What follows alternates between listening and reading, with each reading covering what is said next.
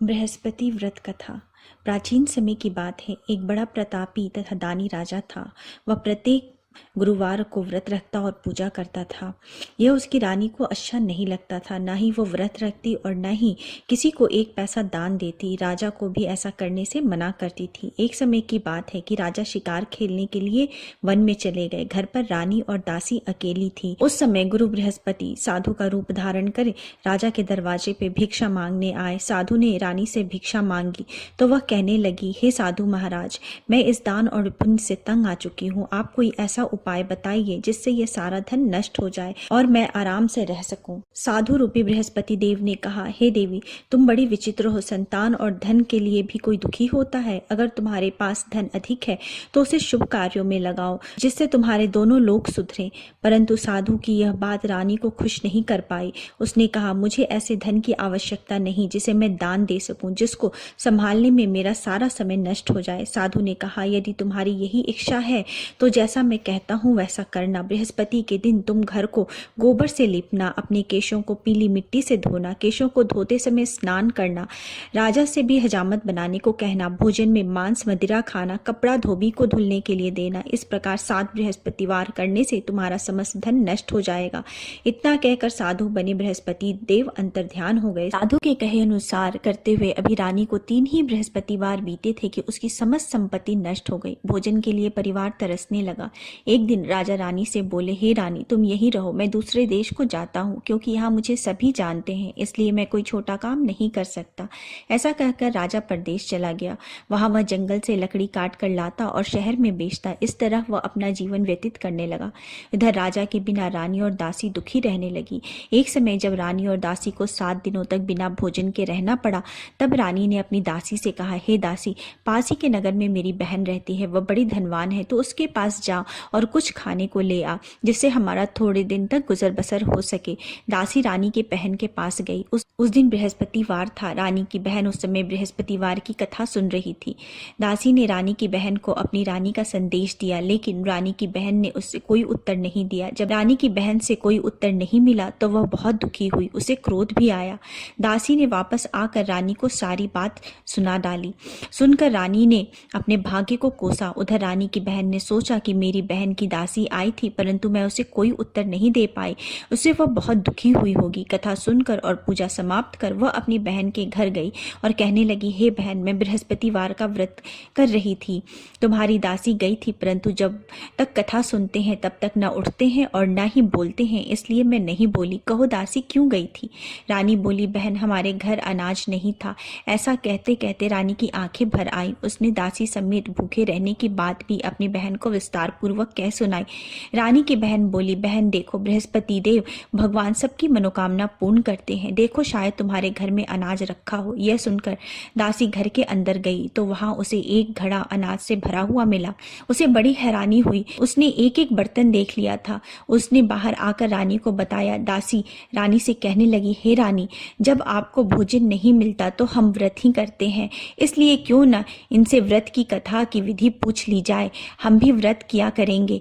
दासी के कहने पर रानी ने अपनी बहन से बृहस्पतिवार की व्रत की कथा की विधि पूछी और उसकी बहन ने बताया, बृहस्पतिवार के व्रत में चने की दाल और मुनक्का से विष्णु भगवान का केले के जड़ में पूजन करें, एक दीपक जलाएं, पीला भोजन करें तथा कथा सुने। इससे गुरु भगवान प्रसन्न होते हैं, मनोकामना पूर्ण करते हैं। व्रत और पूजन की विधि बताकर रानी की बहन अपने घर को लौट आई। रानी और दासी दोनों ने निश्चय किया कि बृहस्पति देव भगवान का पूजन जरूर करेंगे। 7 रोज बाद जब बृहस्पतिवार आया तो उन्होंने व्रत रख घुड़साल से जाकर चना और गुड़ बिन कर लाई तथा उसकी दाल से केले के जड़ तथा विष्णु भगवान का पूजन किया। अब पीला भोजन कहाँ से आए? दोनों बड़ी दुखी हुई, परंतु उन्होंने व्रत किया था, इसलिए बृहस्पति देव भगवान प्रसन्न थे। एक साधारण व्यक्ति के रूप में वे 2 थाल में सुंदर पीला भोजन लेकर आए और दासी को देकर बोले, हे दासी, यह भोजन तुम्हारे लिए और तुम्हारी रानी के लिए है, इससे तुम दोनों ग्रहण करना। दासी भोजन पाकर बहुत प्रसन्न हुई। उसने रानी को सारी बात बताई। उसके बाद वे दोनों प्रत्येक बृहस्पतिवार को गुरु भगवान का व्रत करने और पूजन करने लगी। बृहस्पति भगवान की कृपा से उनके पास धन आ गया। परंतु रानी फिर पहले की तरह आलस्य करने लगी। तब दासी बोली, देखो रानी, तुम पहले भी इस प्रकार आलस्य करती थी।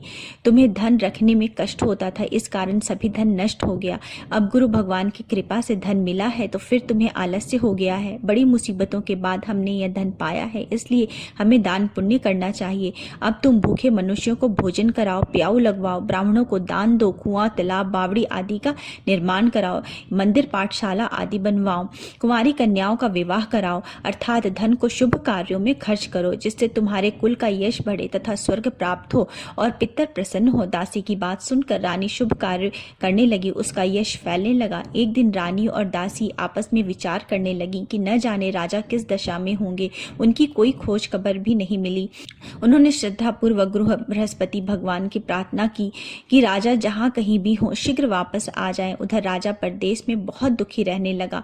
वह प्रतिदिन जंगल से लकड़ी बिनकर लाता और उसे शहर में बेचकर अपने दुखी जीवन को बड़ी कठिनता से व्यतीत करने लगा। एक दिन दुखी होकर उसने पुरानी बातें याद करने लगा और रोने लगा और उदास हो गया। उस समय राजा के पास बृहस्पति देव साधु का वेश में आकर बोले, हे लकड़हारे, तुम इस सुनसान जंगल में किस चिंता में बैठे हो, मुझे बताओ। यह सुनकर राजा के नेत्रों में जल भर आया। साधु की वंदना कर राजा ने अपनी संपूर्ण कहानी कह सुनाई। महात्मा दयालु होते हैं। वे राजा से बोले, हे राजन, तुम्हारी पत्नी ने बृहस्पति देव के प्रति अपराध किया था, इसी कारण तुम्हारी यह दशा हुई है। अब तुम चिंता मत करो, भगवान तुम्हें पहले से अधिक धन देंगे। देखो, तुम्हारी पत्नी ने बृहस्पतिवार का व्रत प्रारंभ कर दिया है। अब तुम भी बृहस्पतिवार का व्रत करके चने के दाल व गुड़ जल के लोटे में डालकर केले के पेड़ की पूजन करो, फिर कथा सुनो और या कहो, भगवान तुम्हारी सब मनोकामनाओं को पूर्ण कर देंगे। साधु की बात सुनकर राजा बोले, हे प्रभु, लकड़ी बेचकर तो इतना पैसा नहीं बचता जिससे भोजन के उपरांत कुछ बचा सकूं। मैंने रात्रि में अपनी रानी को व्याकुल देखा है। मेरे पास कोई साधन नहीं है जिससे उसका समाचार पा सकूं। फिर मैं कौन सी कहानी कहूं, यह भी मुझको मालूम नहीं। साधु ने कहा, हे राजन, मन में बृहस्पति भगवान के पूजन व्रत का निश्चय करो, वे स्वयं तुम्हारे लिए कोई राह बना देंगे। बृहस्पतिवार के दिन तुम रोजाना की तरह लकड़ियां लेकर शहर जाना। तुम्हें रोज से दुगुना धन मिलेगा, जिससे तुम भली भांति भोजन कर लोगे तथा बृहस्पतिवार की पूजा का सामान भी ला सकोगे। जो तुमने बृहस्पतिवार की कहानी के बारे में पूछा है वह इस प्रकार है। बृहस्पति देव की व्रत कथा। प्राचीन काल में एक बहुत ही निर्धन ब्राह्मण था। उसकी कोई संतान नहीं थी। वह नित्य पूजा पाठ करता था। उसकी स्त्री न स्नान करती थी और न ही किसी देवता का पूजन करती थी। इस कारण ब्राह्मण देवता बहुत दुखी रहते थे।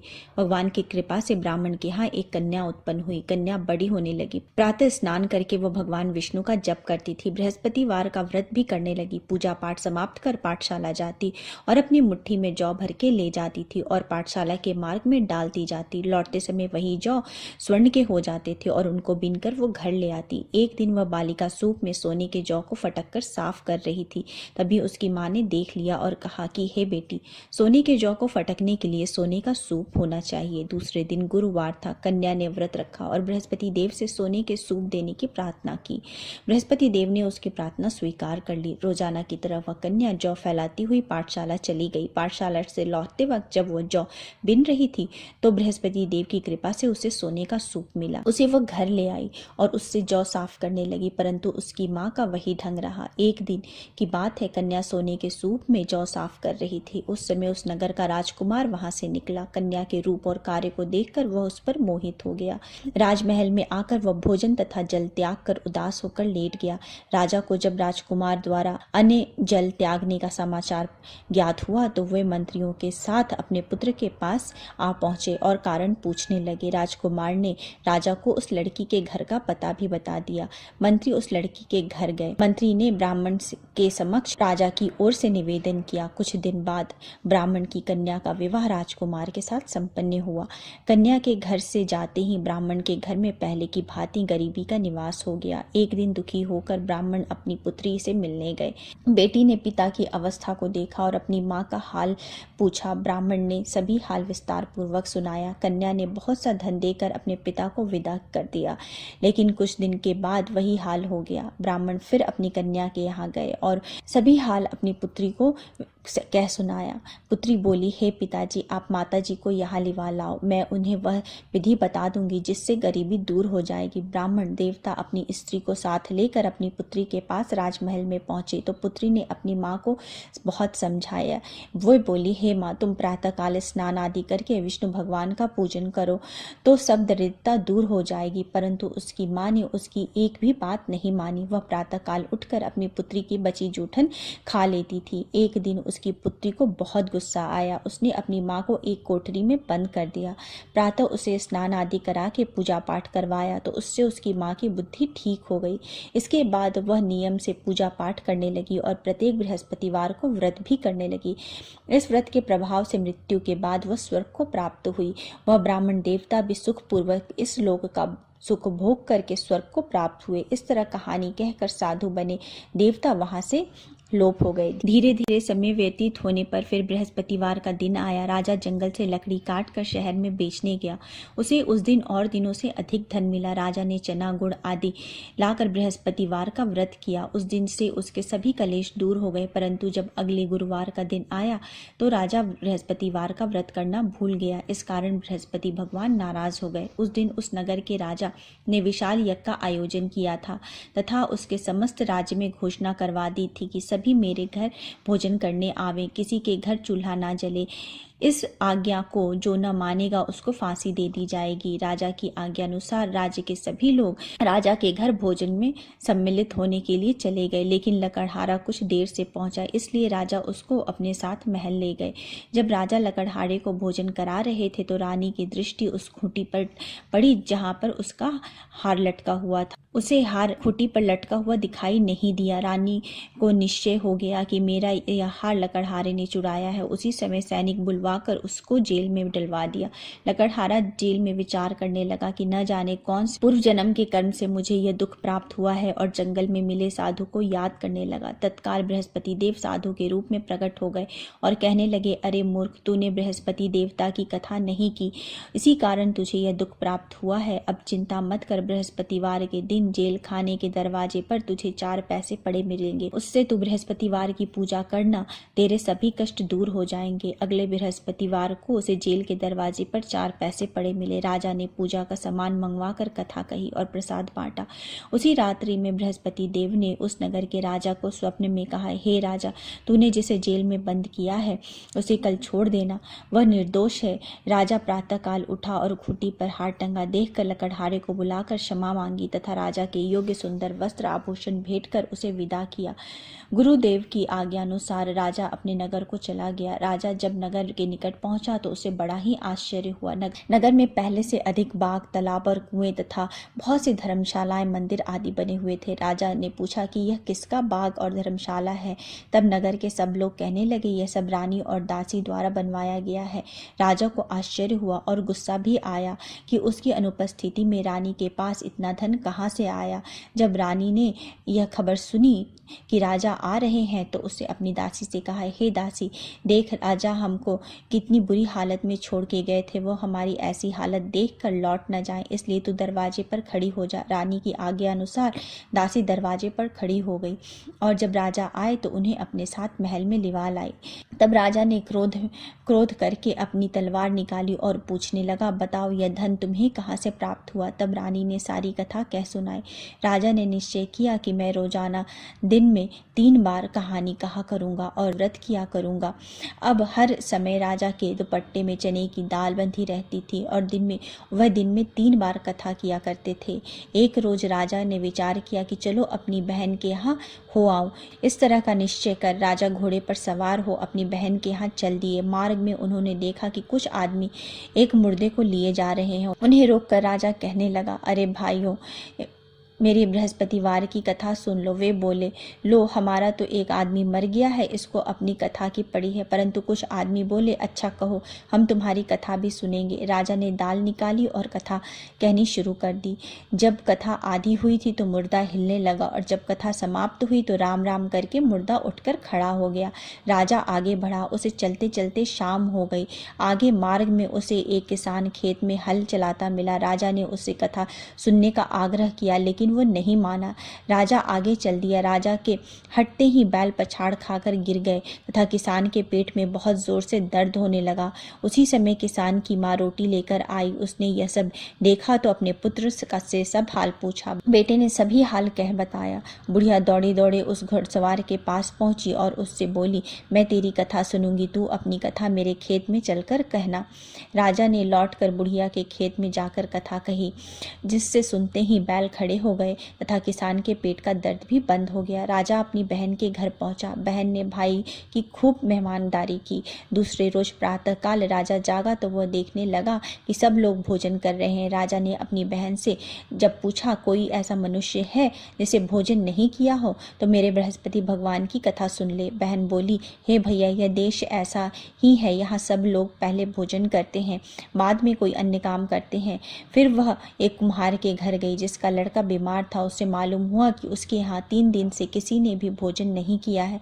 रानी ने अपने भाई की कथा सुनने के लिए कुम्हार को कहा। वह तैयार हो गया। राजा ने जाकर बृहस्पतिवार की कथा कही, जिससे सुनकर उसका लड़का ठीक हो गया। अब तो राजा की प्रशंसा होने लगी। एक दिन राजा ने अपनी बहन से कहा, हे बहन, मैं अब अपने घर को जाऊंगा, तुम भी तैयार हो जाओ। राजा की बहन ने अपनी सास से अपने भाई के घर जाने की आज्ञा मांगी। सास बोली, हाँ चली जा, मगर अपने लड़के को मत ले जाना, क्योंकि तेरा भाई के कोई संतान नहीं है। बहन ने अपने भाई से कहा, हे भैया, मैं तो चलूंगी, परंतु बालक नहीं जाएगा। अपने बहन को भी छोड़कर दुखी मन से राजा अपने नगर को वापस लौट आया। राजा ने अपनी रानी से सारी कथा कह सुनाई।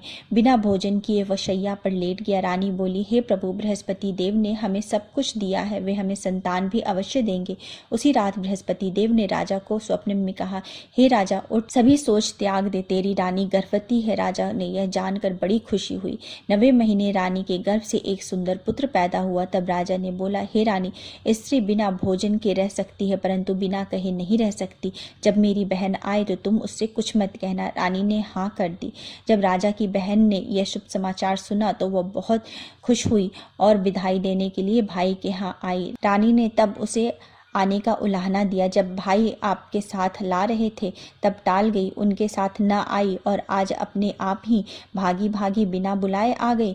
तो राजा की बहन बोली, भाई, मैं इस प्रकार न कहती तो तुम्हारे घर औलाद कैसे होती। बृहस्पति देव सभी कामनाओं को पूर्ण करते हैं। जो सद्भावना पूर्वक बृहस्पतिवार का व्रत करता है एवं कथा पढ़ता है तथा सुनता है और दूसरों को सुनाता है, बृहस्पति देव उसकी सभी मनोकामनाओं को पूर्ण करते हैं, उसकी सदैव रक्षा करते हैं।